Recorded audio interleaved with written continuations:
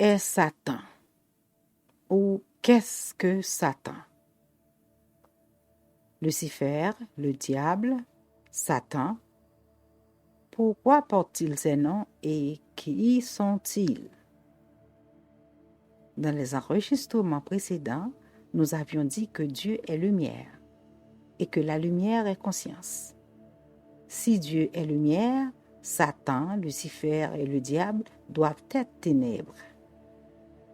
Dans le monde ésotérique, on définit la lumière comme conscience et qualifie Satan comme Lucifer et le diable comme le mental.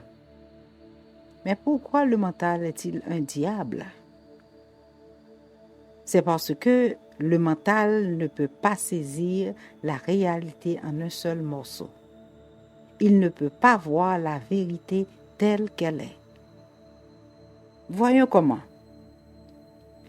Quelqu'un vient vers vous, vous comprenez que cette personne est réelle.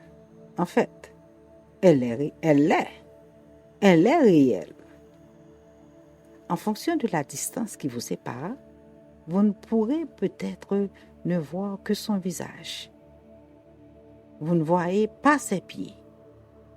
Et si vous voyez ses pieds et que vous les regardez, la personne peut avoir un sourire narquois sur son visage et vous ne le remarquerez pas.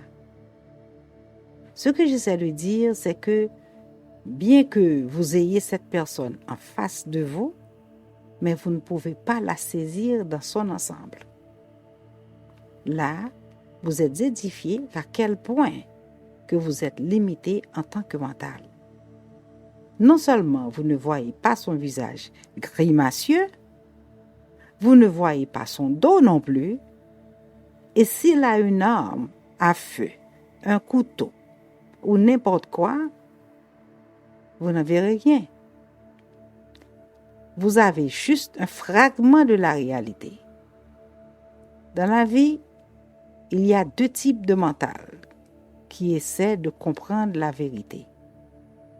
Le premier est un mental vierge, sans jugement, ni identification avec ses pensées. Le deuxième est un mental chuté, corrompu, divisé. C'est ce qu'on appelle le diable. Le mot diable vient du mot diabalin, où le mental coupe toujours la réalité en deux. Diabalin signifie diviser. Quelqu'un qui divise. Celui qui divise la réalité. Ceux qui vivent dans l'intellect sont toujours dans l'analyse. Or, pour analyser, il faut sectionner, il faut couper, diviser.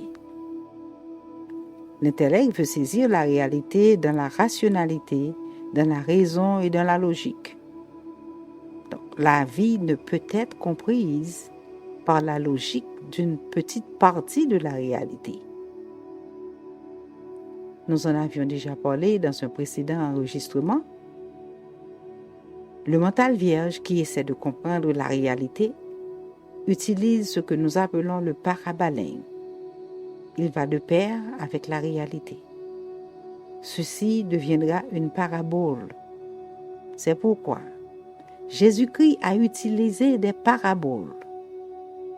Certains mentales vierges utilisent le sombalin, ce qui signifie rassembler.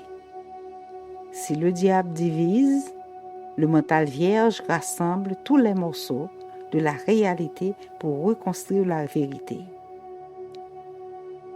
La racine de ce mot est som. Som qui signifie addition, rassembler. Sombalin, symbolique, parabalin, parabole. Ces deux mots sont utilisés dans les textes sacrés pour nous aider à comprendre la réalité. Nous venons de définir l'origine du mot diable.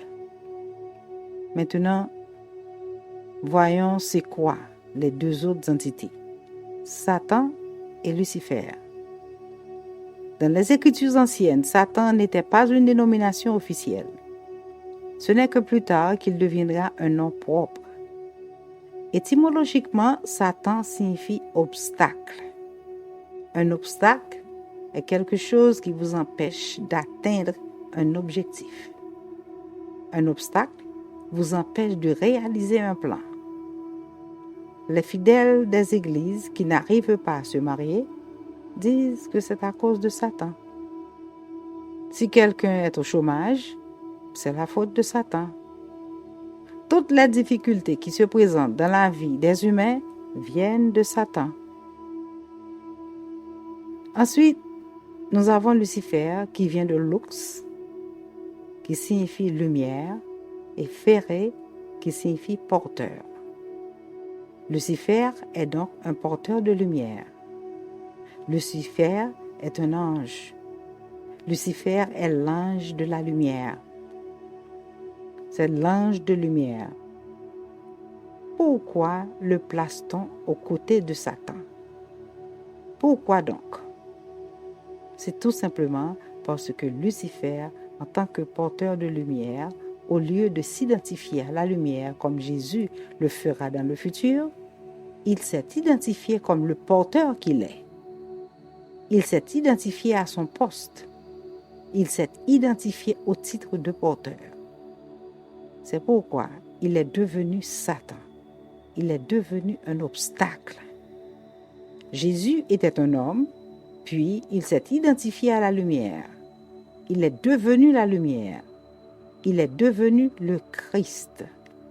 Christos, qui signifie lumière également. La lumière est en lui. La lumière reste avec lui. Il est la lumière. Il le dit lui-même. Je suis la lumière. Alors Jésus, au commencement, était un homme aussi bien que Lucifer.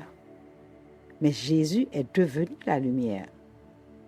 Nous tous qui cherchons une réponse spirituelle sommes semblables à Lucifer. Si vous vous abstenez de vous identifier à votre mental, la lumière dont je vous parle répandra progressivement dans votre conscience et vous aussi, vous deviendrez la lumière. Beaucoup de gens qui ont étudié la théologie sont devenus pasteurs, mais ils sont pleins de fierté. Ils sont bourrés d'orgueil. Dans une autre présentation, nous parlerons d'un autre nom pour Satan, qui est l'ego. Nous démontrerons comment fonctionne l'ego. À présent, laissez-moi vous dire, dans la pratique, comment fonctionne la vie. Comment la vie réagit face aux obstacles. Prenons l'exemple d'une racine qui trouve un rocher souterrain comme obstacle. Elle peut réagir de 3 façons. Si la racine a atteint sa dimension, elle s'arrête juste de pousser. Affaire classée. D'un autre côté, la racine peut attendre de grossir pour pouvoir casser le rocher ou le pousser plus loin. Autre scénario, la racine peut glisser vers la gauche ou vers la droite pour éviter le rocher ou également glisser vers la droite et la gauche pour contourner le rocher et continuer en longueur. Si les 3 façons sont possibles à la fois, la vie choisira toujours la manière la plus facile, celle qui demande le moins de force. La vie est essentiellement économique. Ainsi, nous avions défini Satan, Lucifer et le diable. Nous vivons tous à l'instar de Satan, Lucifer et le diable si nous ne cherchons pas la lumière. À bientôt.